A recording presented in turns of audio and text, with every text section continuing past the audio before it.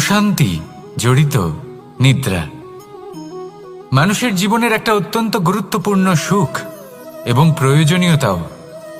দেখতে গেলে এই সংসারের প্রত্যেক পশু পাখি, প্রত্যেক জীব অবশ্যই নিদ্রা প্রাপ্ত করেন, কিন্তু মানুষ, যার মধ্যে বিচার বিবেচনা করার শক্তি অন্যদের থেকে অনেক বেশি, তার কিন্তু ঘুমের কিছু সমস্যা অবশ্যই হয়। কি বলেন, তাই তো? এবার এর কারণ কি? চিন্তা। এবার চিন্তা আমাদের সবার জীবনে আছে। আমরা সকলে জানি যে চিন্তা কখনো আমাদের সাহায্য করে না, তাও আমাদের জীবনে আছে। কেন? চিন্তার মাধ্যমে কি কখনো কোনো সমস্যার সমাধান হয়েছে? অর্থের চিন্তা করলে কি অর্থ লাভ হয়? ভবিষ্যতের চিন্তা করলে কি ভবিষ্যৎ ঠিক হয়ে যায়? স্বাস্থ্যের চিন্তা করলে কি স্বাস্থ্য নিজে থেকেই ঠিক হয়? হয় না। তাহলে এই সব কিছু থেকে আমাদের একটা ছোট্ট শিক্ষা অবশ্যই লাভ করা উচিত। আপনিও আপনার কাঁধ থেকে চিন্তার এই বোঝা নামিয়ে ফেলুন।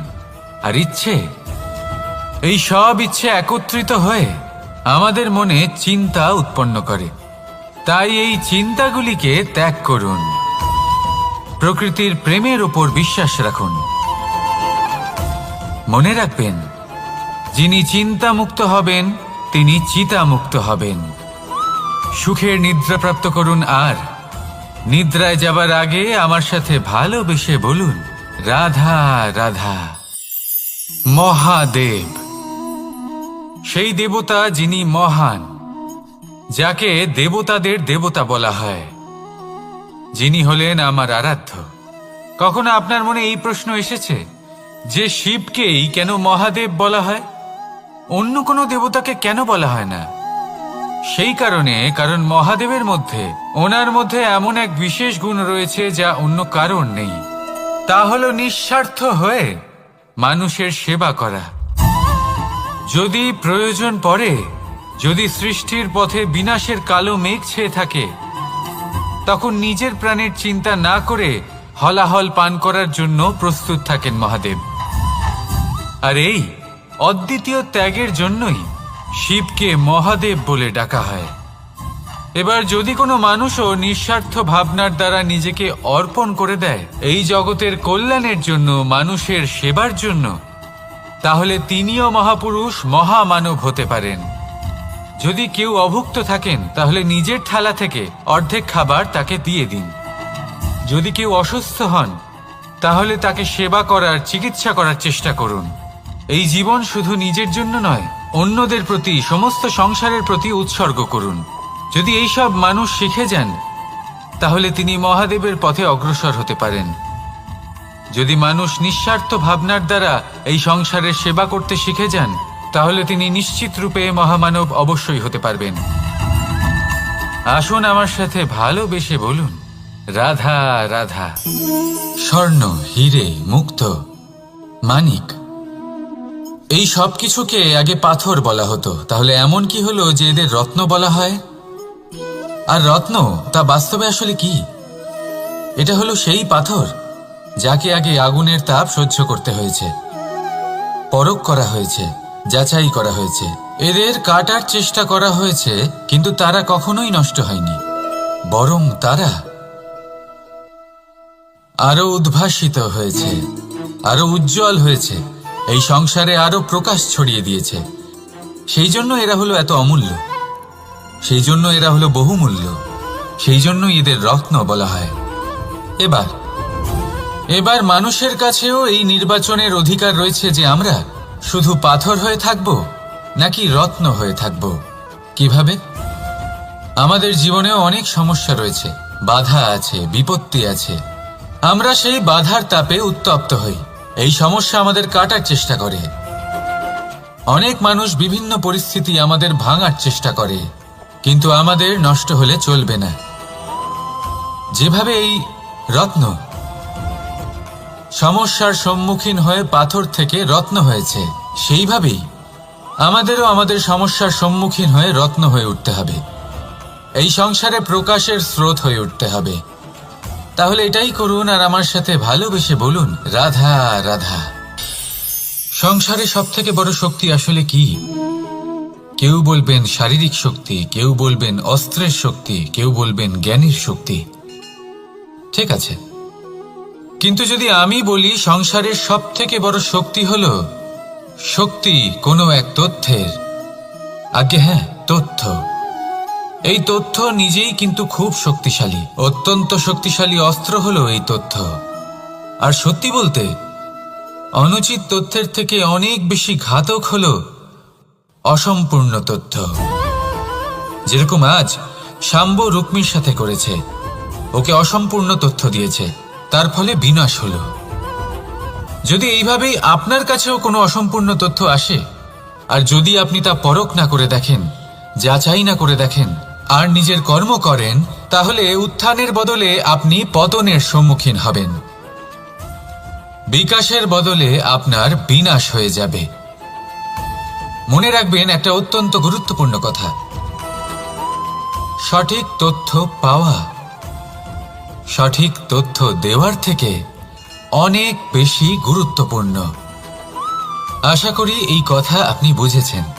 জীবনে যখনই কোনো তথ্য আপনি পাবেন, সেই বিষয়ে ভেবে দেখুন, পরখ করে দেখুন, যাচাই করুন, তারপর নিজের কর্ম করুন। আর আমার সাথে ভালোবেসে বলুন, রাধা রাধা। ধর্ম এবং প্রেম, এই দুই হলো একই মুদ্রার দুই পিঠ। যদি এদের মধ্যে কোনোটা নষ্ট হয়ে যায়, তাহলে দ্বিতীয়টাও থাকে না। কখনো ভেবেছেন এমন কেন হয়? তার জন্য আগে আপনাকে বুঝতে হবে যে ধর্ম আসলে কি। ধর্ম সেটাই যা এই সংসারের প্রত্যেক মানুষকে একে অপরের সাথে সুখ এবং শান্তিতে থাকতে প্রেরণা যোগায়। এই প্রেরণার আধার হলো প্রেম।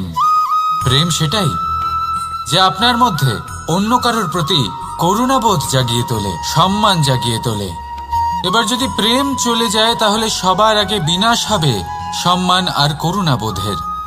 এবার যেখানে না প্রেম রয়েছে, না সম্মান রয়েছে, না করুণা রয়েছে, সেখানে ধর্ম কিভাবে বাস করবে? অশুভ ইচ্ছে জাগ্রত হয়ে ওঠে, ক্রোধ জাগ্রত হয়ে ওঠে, অহংকার জাগ্রত হয়ে ওঠে, আর তারপর আরম্ভ হয় অধর্মের। তাই যা যা ভাবনা আপনার অন্তরে প্রবেশ করছে, করতে দিন, কিন্তু যাই হোক না কেন, এই প্রেমকে নিজের থেকে দূরে যেতে দেবেন না। এই প্রেমকে চিরকাল নিজের কাছে রাখুন, নিজের হৃদয়। আর এই প্রেম ভাব নিয়ে বলুন, রাধা রাধা। মানুষের জীবনে উন্নতি লাভ করার জন্য তিনটি স্তম্ভের প্রয়োজন হয়। প্রথম স্তম্ভ শিক্ষা। এই শিক্ষা আমাদের জ্ঞান প্রদান করে। দ্বিতীয় স্তম্ভ ব্যবসা, যার দ্বারা আমরা ধন উপার্জন করি। তৃতীয় স্তম্ভ হলো আমাদের ঈশ্বর, আমাদের ইষ্ট। এনার সাথে যদি আমরা জুড়ে থাকতে পারি, তাহলে এমন একটা মানসিক বল আপনি লাভ করবেন যেটা এই সংসারে আর কোথাও পাওয়া সম্ভব নয়। কিন্তু মানুষ অনেক সময় জীবনে এই তিনটি স্তম্ভ লাভ করা সত্ত্বেও সামনে অগ্রসর হতে পারেন না। তখনও জীবনে কঠিন পরিস্থিতি আসতেই থাকে। এমনটা ঠিক কেন হয়? কারণ সে জীবনে এই তিনটি স্তম্ভ লাভ করে নেয়, জীবনে প্রয়োগও করে, কিন্তু তার ভিতের কথা সে ভুলেই যায়। যেমন প্রথম স্তম্ভ অর্থাৎ শিক্ষা। এই শিক্ষার আধার হলো শুভ চেতনা। যদি অন্তরে শুভ চেতনা না থাকে, তাহলে এই শিক্ষার কোনো গুরুত্ব থাকে না। দ্বিতীয় স্তম্ভ ব্যবসা। পরিশ্রম করে উপার্জন করতে হবে, এই কথাটা আমরা সবাই জানি এবং সবাই চেষ্টাও করি।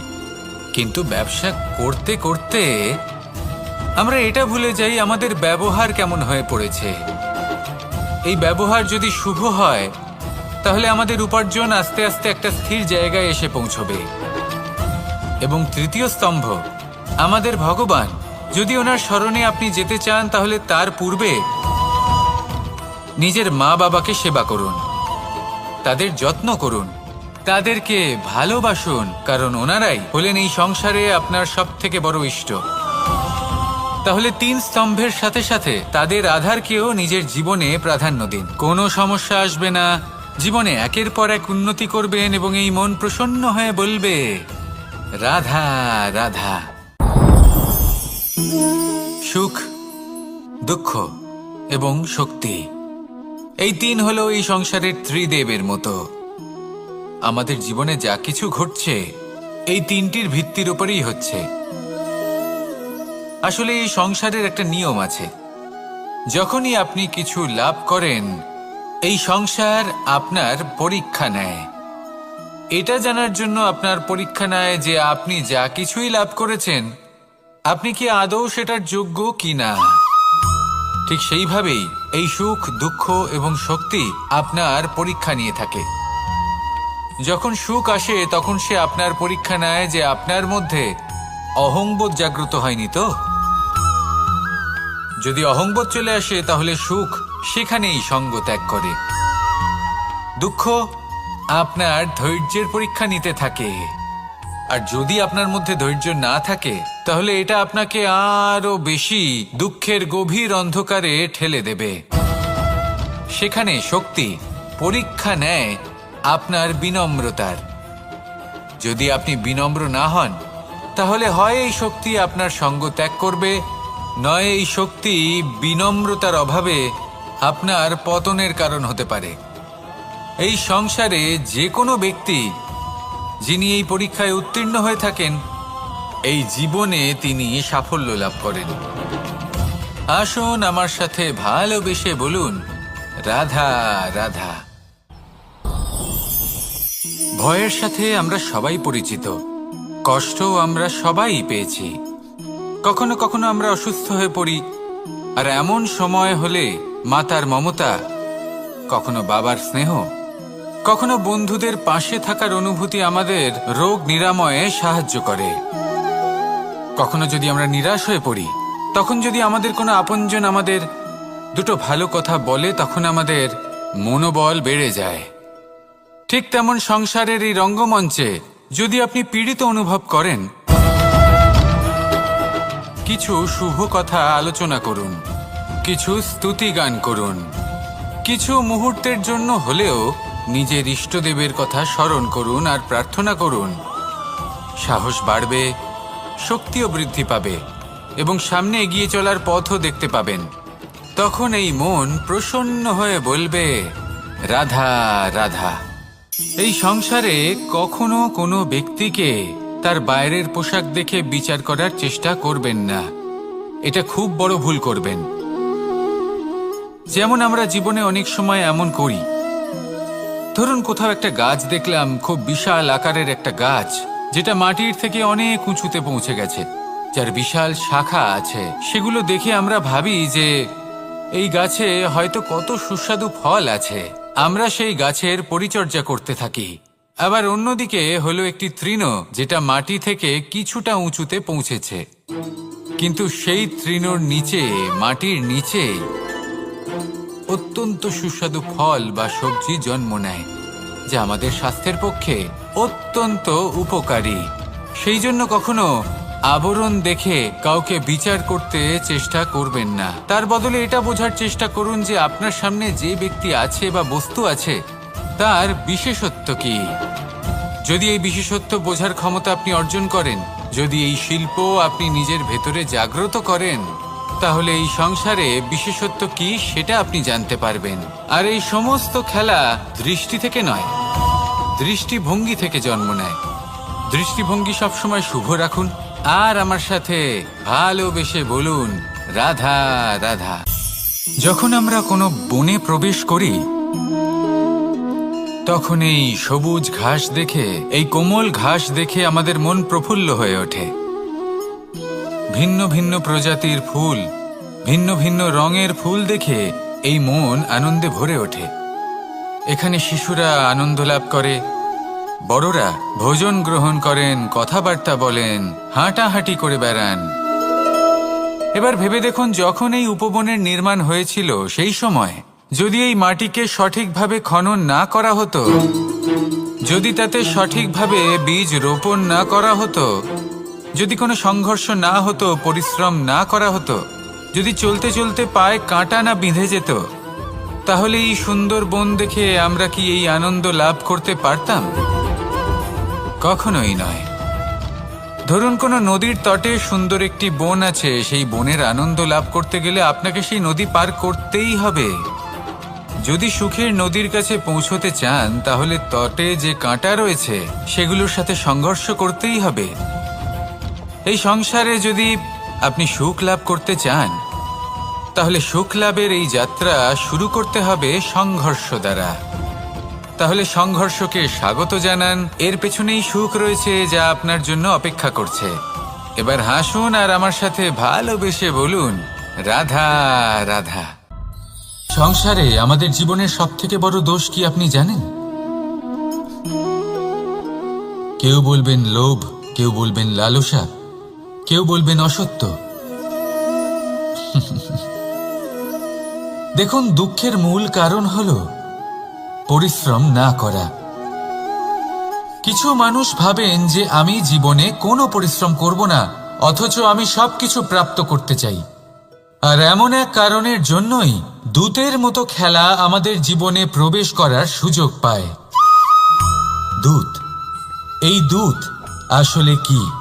দূত অর্থাৎ কোনো পরিশ্রম ছাড়াই অন্য কেউ পরিশ্রম করে যা অর্জন করেছেন, যে সুখ সুবিধা অর্জন করেছেন, তা নিজের জন্য শুধুমাত্র একটা খেলার মাধ্যমে নিজের করে নেবার ইচ্ছে। আর এই ইচ্ছে অত্যন্ত বিনাশকারী হতে পারে। এই ইচ্ছে যদি আপনার বিবেক, আপনার মন, আপনার চেতনা, আপনার ভাবনা প্রবাহিত করে ফেলে, তারপরে আপনি চেষ্টা করতে শুরু করে দেবেন, আর সেইখান থেকেই আপনার পতন শুরু হবে। এই চেষ্টা করবেন যে অন্য কারোর জীবনের সমস্ত ধন, তার সমস্ত জীবন সম্পূর্ণভাবে নিজের করে নেওয়ার। কারণ প্রথমে আশা জাগ্রত হয়, আর এই আশা হতাশায় পরিণত হতে সময় লাগে না। এই হতাশা কুণ্ঠায় পরিণত হতে সময় লাগে না, কুণ্ঠা লোভে পরিণত হতে সময় লাগে না, আর এই লোভ প্রতিশোধ স্পৃহাতে পরিণত হতে সময় লাগে না। আর যখন এই সব কিছু হয়, আপনি দুষ্ট হয়ে যান। আর সবাই জানেন যে প্রত্যেক দুষ্ট ব্যক্তির পতন হলো অবশ্যম্ভাবী। তাই নিজেকে দূতের থেকে দূরে রাখুন আর পরিশ্রমকে নিজের কাছে টেনে নিন। জীবনে আপনার যা যা স্বপ্ন রয়েছে, যা আপনি করতে চান, শুধুই পরিশ্রম দ্বারা অর্জন করুন। তাহলে তাই করুন আর আমার সাথে ভালোবেসে বলুন, রাধা রাধা। জীবনে কিছু শেখা অত্যন্ত গুরুত্বপূর্ণ।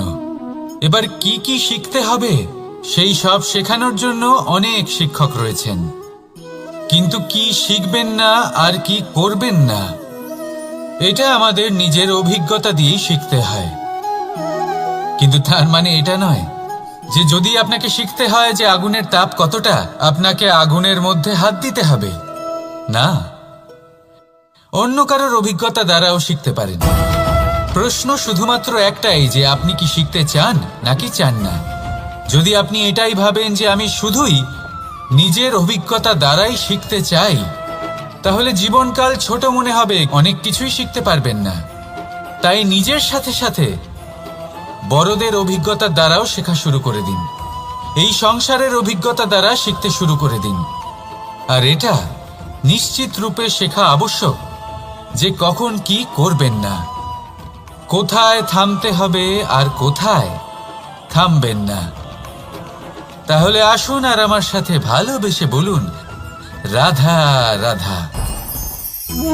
ভোজন। এবার ভোজন সংগ্রহ করার জন্য মানুষ কি না করেন, সব সময় চেষ্টা করতে থাকেন। ফসল উৎপাদনের জন্য অনেক পরিশ্রম করতে থাকেন, কিন্তু অনেক সময় অনেক পরিশ্রম করার পরেও ফসল ভালো উৎপাদন হয় না। এর কারণ কি? কারণ হলো এটাই যে আপনি পরিশ্রম হয়তো অনেক করেছেন, কিন্তু আপনার নজর তো সেই বীজের দিকে ছিলই না যা আপনি রোপণ করেছেন।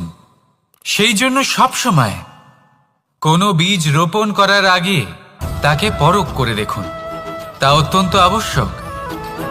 আর সেইভাবেই যখনই কোনো কর্মের প্রশ্ন আসে, তাহলে সেখানে শুধুমাত্র পরিশ্রম যথেষ্ট নয়।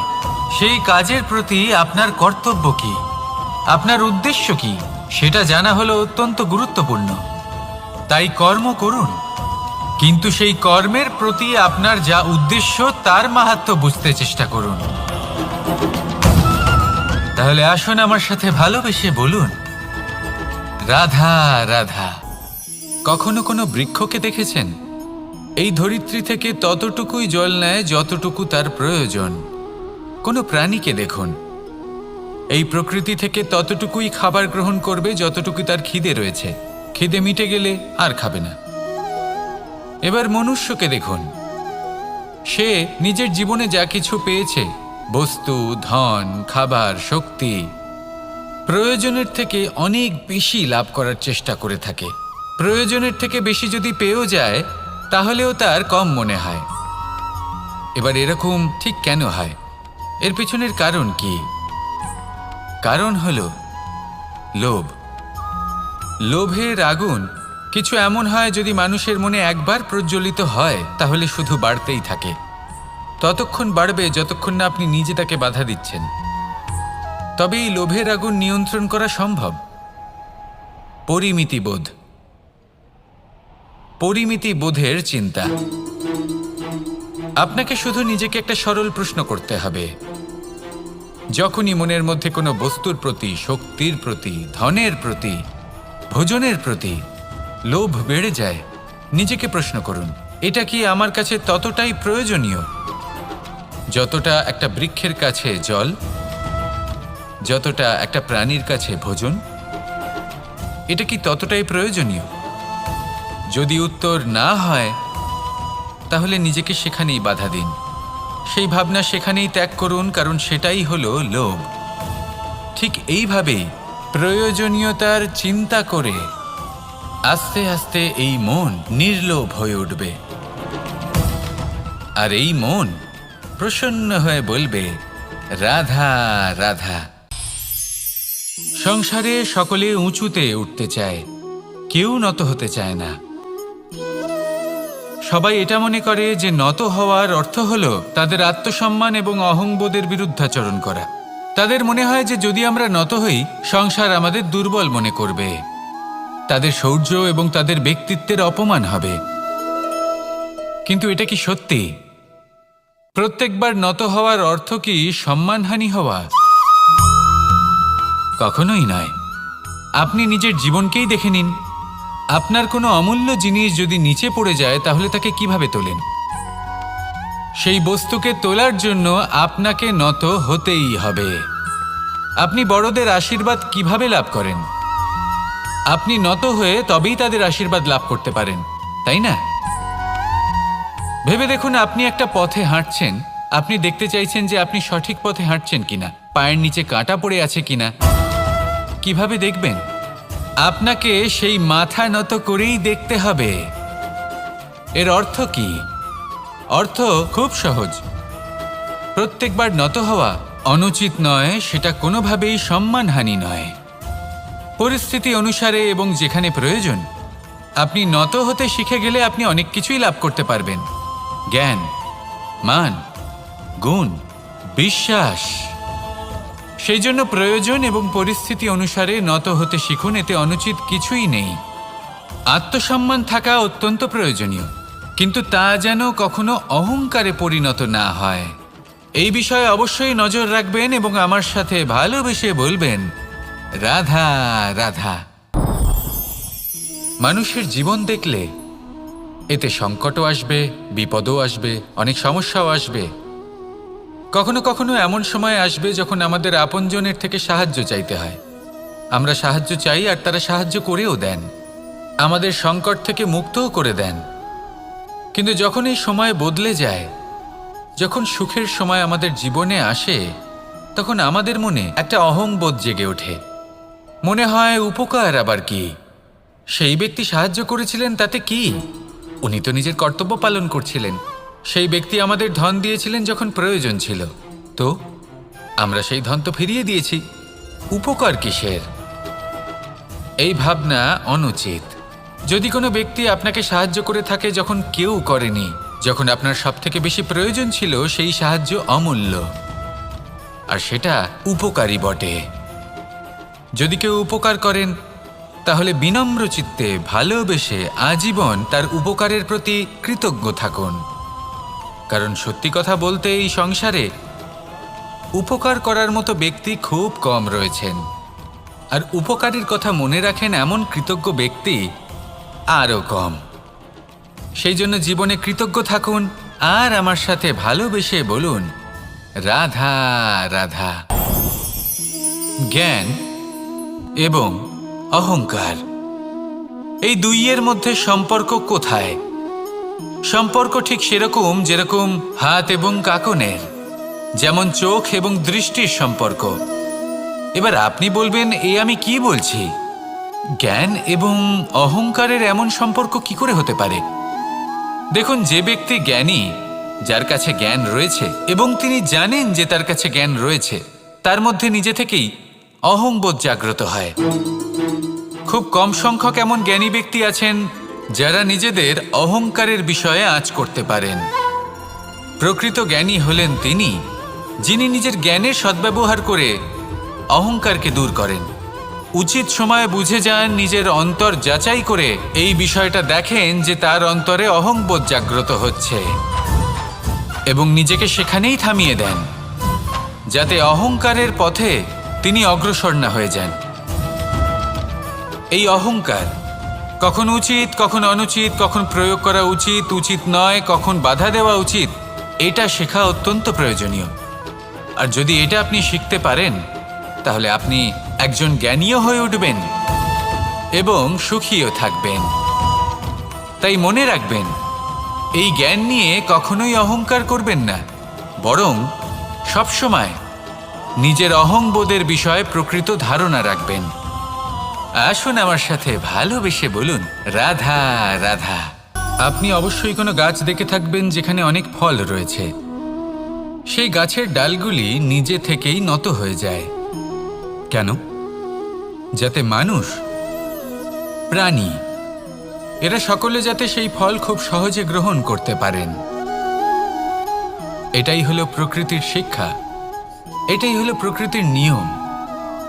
মানুষেরও কিছুটা এরকমই হওয়া উচিত। যদি আপনি সাফল্যের চরম সীমায় পৌঁছে যান, অনেক বেশি ধন অর্জন করে ফেলেন, তখন মনে রাখবেন যে আপনি যেন অহংকারী না হয়ে পড়েন।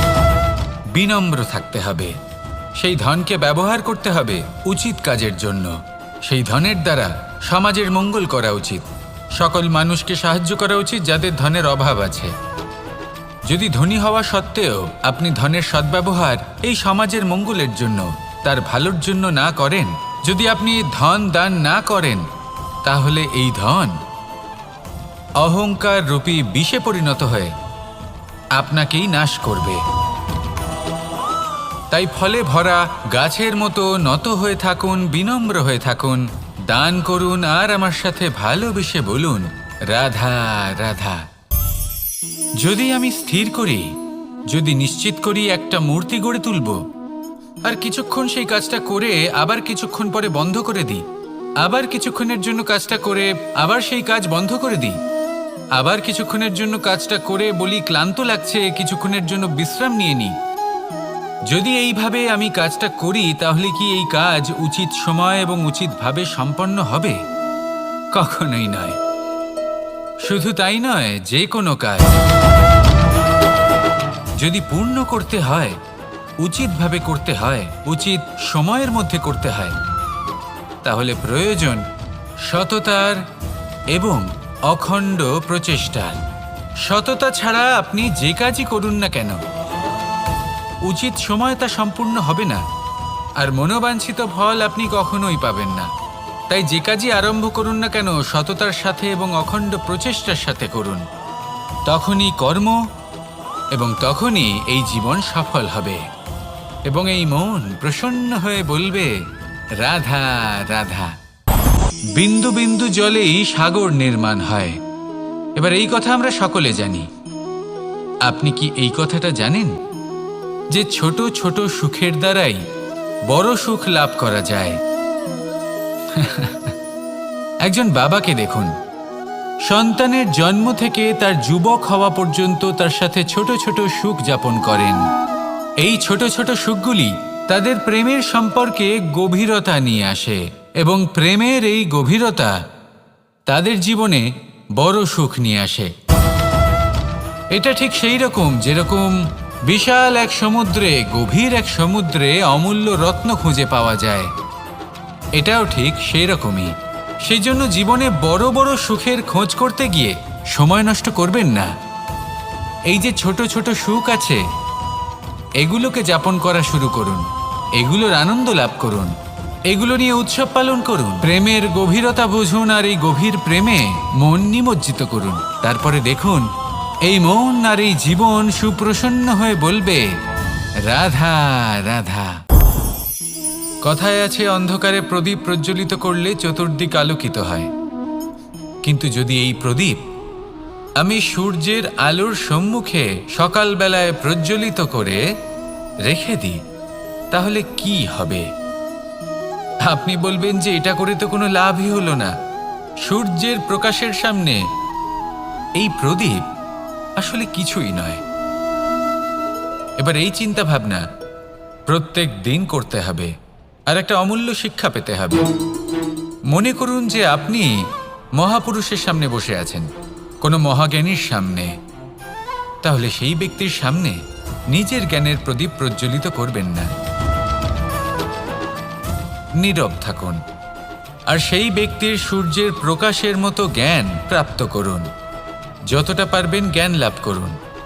যদি এমন কোনো সময়, এমন কোনো স্থানে আপনি আছেন যেখানে চতুর্দিক অন্ধকার, কারোর কাছেই জ্ঞান নেই, সেখানে নিজের জ্ঞানের প্রদীপ প্রজ্বলিত করুন। এমন করলে দুদিক থেকেই আপনার লাভ হবে। আপনার জ্ঞান প্রাপ্তিও হবে আর জ্ঞানের সঠিক প্রয়োগও করতে পারবেন। আর এই মন প্রসন্ন হয়ে বলবে, রাধা রাধা।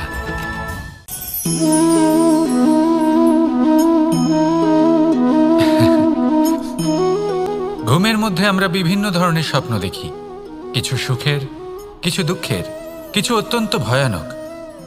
কিন্তু সত্যি কথা বলতে এর উপর আমাদের কোনো নিয়ন্ত্রণ নেই।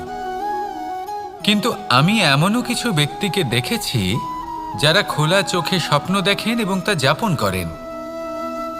নিজেদের একটা আলাদা স্বপ্ন নগরী আছে ওনাদের, সেখানেই জীবনযাপন করেন। আসল বাস্তবটা কি তাতে ওনাদের কিছুই যায় আসে না।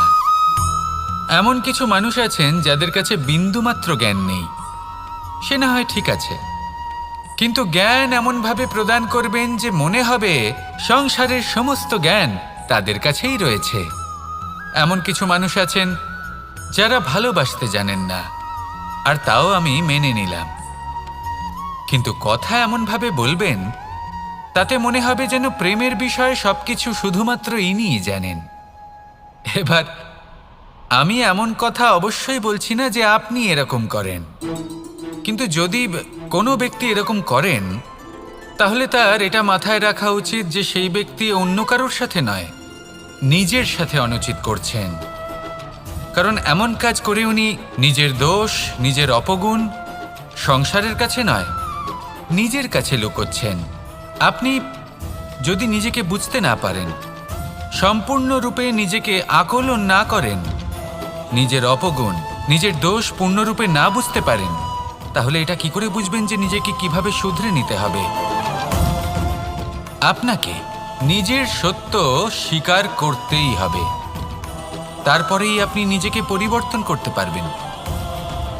তাহলে স্বপ্নে নয়, বাস্তবে বাঁচুন, আনন্দে বাঁচুন, আর আমার সাথে ভালোবেসে বলুন, রাধা রাধা।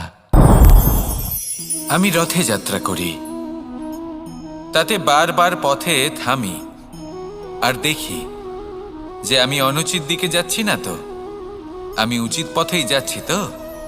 কারণটা কি? কারণ হলো যাতে আমি পথভ্রষ্ট না হয়ে যাই। জীবনযাত্রাতেও এটাই প্রয়োজন। জীবনযাত্রায় ভোগবিলাসের পথে হারিয়ে যাওয়া খুব সহজ। বারবার থেমে আপনাকে দেখতে হবে, নিজেকে কিছু প্রশ্ন করতে হবে। আমি কি আজ সেই কর্মই করছি যেটা আমি করতে চেয়েছিলাম? আমি কি আজ সেই জীবন যাপন করছি যেমন আমি যাপন করতে চেয়েছিলাম? যদি এই প্রশ্নগুলোর উত্তর হ্যাঁ হয় তাহলে এগোতে থাকুন, নয়তো থেমে যান এবং বিচরণ করুন। মনে রাখবেন, এই সংসার অত্যন্ত জটিল আর এতে হারিয়ে যাওয়া অত্যন্ত সরল। সেই জন্য নিজে থেকে বারবার থামা এবং জীবন চিন্তন করা অত্যন্ত আবশ্যক। তাহলে সেটাই করুন আর আমার সাথে ভালোবেসে বলুন, রাধা রাধা। এই সংসারে জয়লাভ করার জন্য, সাফল্য লাভের জন্য শক্তি, ধৈর্য, সাহস, মিত্রদের সঙ্গ, এই সব ছাড়া আর কি আছে যা অত্যন্ত প্রয়োজনীয়? বিশ্বাস। সত্যি কথা বলতে এই বিশ্বাস অত্যন্ত অমূল্য, কিন্তু এটা দুদিক খোলা তলোয়ারের মতো। এটা আপনাকে বলশালীও করে তুলতে পারে, শক্তিশালীও করে তুলতে পারে, আবার দুর্বলও করে তুলতে পারে। কিভাবে? যদি আপনি শুধুমাত্র অন্যের উপরে বিশ্বাস করেন যে ওনারা সবাই আমাকে সামলে নেবেন, আপনার বিশ্বাস শুধুমাত্র অন্যের ওপর, আর সেই বিশ্বাসের ভিত্তিতে আপনি কর্ম করেন, তাহলে আপনি দুর্বলই হয়ে উঠবেন। কিন্তু এই বিশ্বাস যদি আপনি নিজের ওপর রাখেন যে যাই হয়ে যাক না কেন, আমি নিজেকে ঠিক সামলে নেব, আমি আমার পথ বানিয়ে নেব, সব বিপদের সম্মুখীন আমি নিজে হব এবং জীবনে সামনে এগোতে থাকব, তাহলে এই বিশ্বাস আপনাকে বলশালী করবে। এবার সিদ্ধান্ত আপনার যে আপনি কি চান। এই বিশ্বাস আপনাকে বলশালী করবে নাকি দুর্বল? ভেবে দেখুন, আর আমার সাথে ভালোবেসে বলুন রাধা রাধা। এই সংসারে সব থেকে বেশি কঠোর এবং বলশালী ধাতু হলো লৌহ, অর্থাৎ লোহা। হয়তো সেই জন্যই সকল অস্ত্র, সকল শস্ত্র, সকল বাহন যখনই এদের নির্মাণ হয় তখন সব থেকে বেশি ব্যবহার এই লোহাকে করা হয়। এবার এই লোহার একটা বিশেষ গুণ রয়েছে, সেটা এটাই যে লোহাকে আপনি অন্য কোনো ধাতু দিয়ে কাটতে পারবেন না। লোহা দ্বারাই লোহাকে কাটা সম্ভব। এবার এটা কিভাবে সম্ভব? যে লোহাকে কাটতে হবে তাকে গরম করা হয়, যে লোহা দ্বারা কাটতে হবে সেটাকে ঠান্ডা রাখতে হয়, অর্থাৎ ঠান্ডা লোহা দ্বারা গরম লোহা কাটা হয়। এবার এই যুক্তি, তার প্রয়োগ আমাদের জীবনেও করা যেতে পারে। যদি আপনার কাছে শক্তি থাকে, যদি আপনি বুদ্ধিমান হন, আর যদি আপনার মন স্থির হয়, শান্ত হয়, তাহলে এই সংসারকে আপনি বদলাতে পারবেন। কিন্তু যদি আপনি শক্তিশালী হন, বুদ্ধিমান হন, কিন্তু আপনার মন অস্থির হয়, আপনার মন স্থির না থাকে, কথায় কথায় আপনি রেগে যান, তাহলে আপনি কখনোই সংসার বদলাতে পারবেন না। যদি পরিস্থিতিকে নিজের মতো গড়ে নিতে হয়, তাহলে ধৈর্য, সংযম এবং স্থিরতার শীতলতাকে আপন করে নিতে হবে। আসুন আমার সাথে ভালোবেসে বলুন রাধা রাধা। সঙ্গীত হলো আমার অত্যন্ত প্রিয়। আমার বাঁশির সুর আমার মনের শান্তি এবং ভালোবাসার প্রতীক। সেই জন্য যে ব্যক্তি আমার বাঁশির সুর শোনেন, তিনিও সেই শান্তি এবং ভালোবাসা অনুভব করতে পারেন। শুধু এটাই তো শিখতে হবে। আমরা জীবনে যখনই কোনো কর্ম করি, তখন মনের মধ্যে ইতিবাচক বোধ থাকা উচিত, মনে ভালোবাসা থাকা উচিত। এটা হলো অত্যন্ত গুরুত্বপূর্ণ। যদি আপনার মনের ভেতরে ঘৃণা, বিদ্বেষ, ক্রোধ, ঈর্ষা এইসব বোধ থাকে এবং আপনি কোনো কর্ম করেন, তাহলে আপনি এই আবেগগুলোই সংসারে ছড়িয়ে দেবেন। আপনার আশেপাশের মানুষজন এই বোধ অনুভব করবেন, এগুলোই অনুসরণ করবেন, আর এই সব আবেগই আপনি আশেপাশে দেখতে পাবেন। তার বদলে যদি মনের মধ্যে ভালোবাসা থাকে, ইতিবাচক বোধ থাকে, সত্যের প্রতি শ্রদ্ধা এবং করুণা থাকে, তাহলে এই সকল আবেগ আপনি সংসারের মধ্যে ছড়িয়ে দেবেন, আর সেটাও মানুষ অনুভব করবেন এবং এগুলো অনুসরণ করবেন।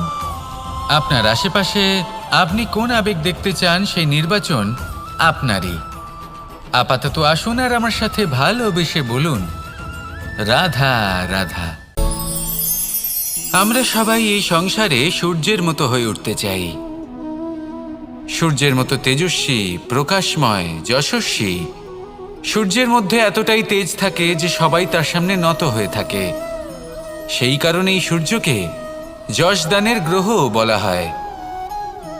আমরা সবাই সূর্যের মতো উজ্জ্বল হতে চাই, কিন্তু তার জন্য সূর্যকে প্রত্যেক দিন জ্বলতে হয়। এই সংসারে শুভ ভাব, পবিত্রতা নিয়ে আসার জন্য, প্রকাশ ছড়িয়ে দেওয়ার জন্য সূর্যকে প্রত্যেক দিন অস্তও যেতে হয়, আবার উদিতও হতে হয়, প্রত্যেক দিন জ্বলতে হয়। সূর্য একদিনের জন্য অবকাশ লাভ করেন না। আর যদি অবকাশ পেতেন তাহলে সূর্যকে আর সূর্য বলা হতো না, তাই না? সেই জন্য আপনি যদি সূর্যের মতো হয়ে উঠতে চান, সেই রকম উজ্জ্বল হতে চান, তেজস্বী হতে চান, তাহলে সূর্যের মতো জ্বলতে হবে, অর্থাৎ অগাধ পরিশ্রম করতে হবে। আসুন আমার সাথে ভালোবেসে বলুন, রাধা রাধা। আমরা জীবনে চলতে চাই, সামনে এগোতে চাই, কিন্তু কখনো কখনো এমন হয় যে আমরা আমাদের লক্ষ্য দেখতেই পাই না।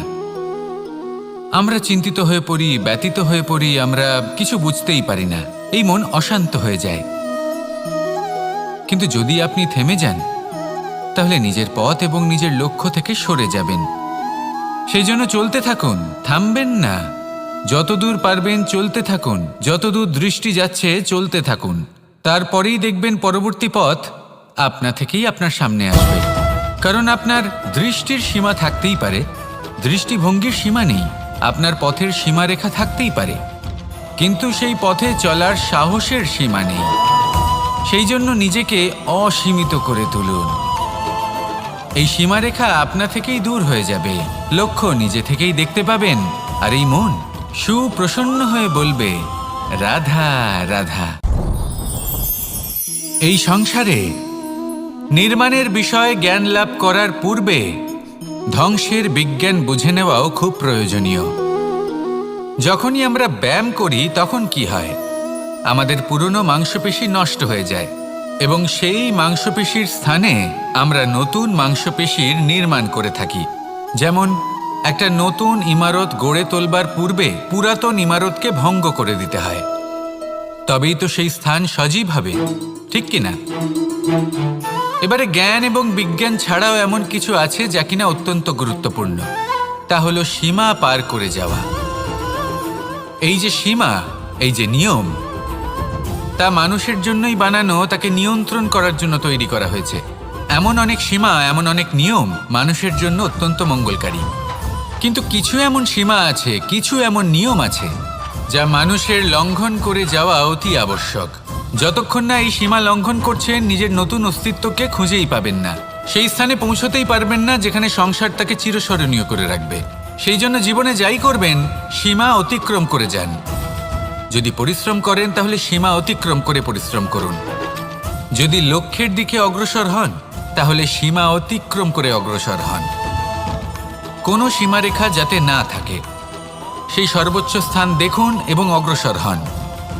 এই সংসারে অগ্রসর হওয়ার জন্য এই সীমারেখা বুঝে নেওয়া এবং তা অতিক্রম করার জ্ঞান লাভ করা প্রয়োজনীয়। আসুন আমার সাথে ভালোবেসে বলুন, রাধা রাধা। এই সংসারে যখন সাফল্যের পথে আপনি অগ্রসর হবেন, তখন আপনার পরিশ্রম, একাগ্রতা, সাহসের সাথে সাথে সমাজের মানসিকতাও সহ্য করতে হবে। প্রত্যেক ব্যক্তি কিছু না কিছু ভাবেন, কিছু না কিছু বলেন। কিছু মানুষ এমন আছেন যারা ভাববেন যে আপনি কিছুই করতে পারবেন না, তারা আপনার নিন্দা করবেন। আর এই নিন্দার কথা ভেবেই আমরা ভয়ভীত হয়ে পড়ি। সেই কারণে নিজেদের আশা, নিজেদের বিশ্বাস হারিয়ে ফেলি। এবার যদি সেই নিন্দার ভয়ে আমরা লক্ষ্যচ্যুত হই, তাহলে সেটা অনুচিত। সেই জন্য জীবনে শুধু পরিশ্রম করতে থাকুন, সামনে এগোতে থাকুন। যেই দিন আপনি আপনার লক্ষ্য লাভ করবেন, সেই প্রত্যেক ব্যক্তি যারা নিন্দা করছিলেন তাদের দৃষ্টি আপনা থেকেই পাল্টে যাবে, ঠিক কিনা? এই সংসারকে যা প্রাণ চায় তাই বলতে দিন। যদি আপনি কারোর কথা শুনতে চান, তাহলে নিজের অন্তরের কথা শুনুন, সেটাই আপনাকে উচিত পথে নিয়ে যাবে। সামনে অগ্রসর হতে থাকুন, পরিশ্রম করুন। এমন একটা দিন আসবে যেদিন এই নিন্দুক ব্যক্তিরা আপনার লক্ষ্যপ্রাপ্তির উদাহরণ সবাইকে দেবে। আসুন আমার সাথে ভালোবেসে বলুন, রাধা রাধা। আমি রাধাকে ভালোবাসি, আর এই কথাটা সমগ্র সংসার জানে। আর সময় অন্তরে লীলার দ্বারা, বিভিন্ন ঘটনা দ্বারা, কর্মের দ্বারা আমি নিজের এই ভালোবাসা রাধার সামনে প্রকাশ করি। এবার আপনি বলবেন, এসবের কি প্রয়োজন? রাধা কি এই কথা জানে না যে কৃষ্ণ তাকে কতটা ভালোবাসে? অবশ্যই জানে, কিন্তু এই যে ভালোবাসা, তা মনে রেখে দেওয়ার জন্য নয়, তা প্রকাশ করার জন্য। আর বারংবার এই ভালোবাসাকে প্রকাশ করা উচিত, উচিত সময় এবং উচিত সুযোগ দেখে। কিরকম? এবার যদি আপনি প্রেমীর সাথে কোনো উৎসবে থাকেন, তাহলে তার সাথে নৃত্য সঙ্গীত করুন। যদি ভিড়ের মাঝে থাকেন, তখন প্রেমীকে সম্মান করুন, একান্তে প্রসাধন করুন। দুঃখের সময় তার হাত ধরে থাকুন, সুখের সময় আলিঙ্গন করে রাখুন। এই প্রেম যত প্রকাশ করবেন, ততই এই প্রেমের বৃদ্ধি হবে। এই প্রেম আরও বেশি গভীর হবে, অটুট হবে। তাই এই প্রেমকে মনে নয়, আপনার জীবনে স্থান দিন।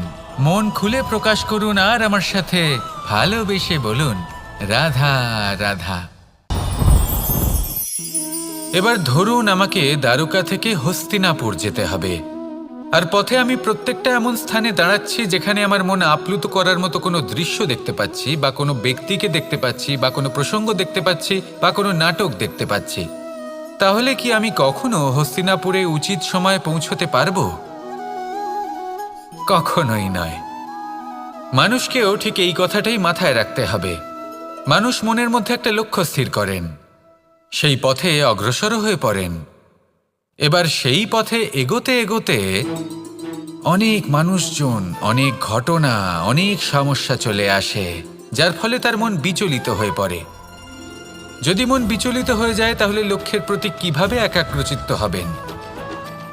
সেই জন্য অত্যন্ত আবশ্যক যে আপনি সময়ের সদ্ব্যবহার করুন সেই পথে চলার জন্য।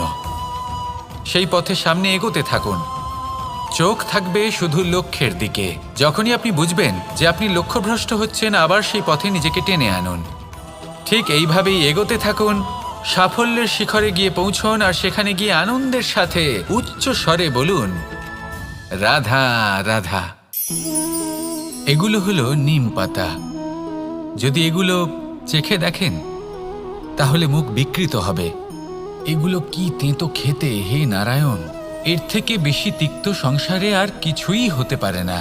হয়তো আপনি এগুলো ফেলেও দেবেন। কিন্তু যদি এই স্বাদের ঊর্ধ্বে উঠে এই নিমের বিষয়ে আপনারা জানতে চেষ্টা করেন, তাহলে আপনি জানতে পারবেন যে এই নিম কতটা বেশি গুরুত্বপূর্ণ, কত গুরুত্বপূর্ণ ওষুধ, আর আমাদের শরীরের জন্য কতটা বেশি লাভজনক। এই নিম, এর মধ্যে অনেক রোগের উপশম নিহিত রয়েছে। এবার জীবনে আমরা বিভিন্ন মানুষের সাথে পরিচিত হই, নেত্র দ্বারা তাদের দেখি, কিন্তু তাদের আমরা খুব একটা পছন্দ করি না। সেক্ষেত্রে আমাদের কি করা উচিত? অন্তর মন দিয়ে তাদের দেখা উচিত। ওনাদের রূপ রং নয়, ওনাদের ব্যবহার, ওনাদের গুণাবলী দেখা উচিত।